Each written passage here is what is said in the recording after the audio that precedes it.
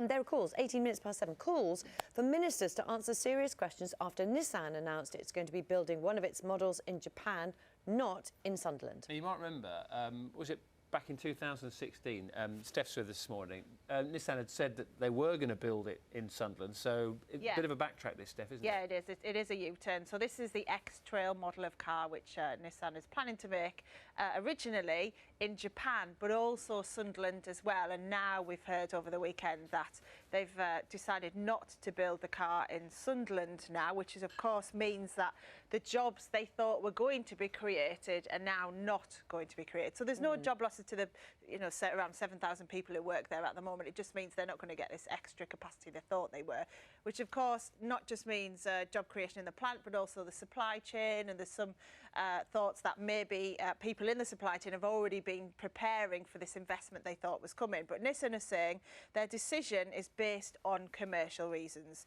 So, for example, there are stricter rules now on emissions in Europe, so that's meant they've had to invest more money in the car, so that's made a bit of a difference for them.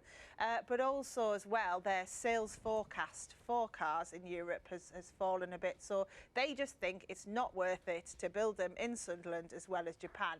But obviously the backdrop of all of this is Brexit, and this was actually mentioned in the statement by the company boss, who was saying that this uncertainty is not helping firms plan for the future. And obviously we've heard this a lot from lots of businesses. Whatever's going to happen, people are saying just get on with it, otherwise it's impossible for businesses to actually be able to prepare for it.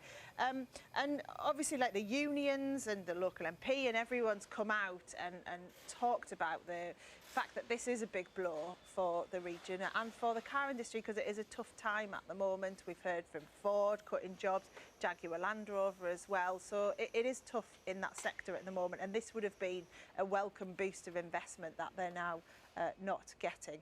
So I'm going to be talking a bit later on to a car analyst, car market analyst, who's going to tell us a bit about that wider picture and what's happening at the moment. It just makes it uncertain for it's not just the people who work there, it's got wide implications. Yeah, exactly. There's always a follow-on in the supply chain. Often we talk about these big companies, but there are so many more people who depend on those companies and the jobs they bring and the work they bring.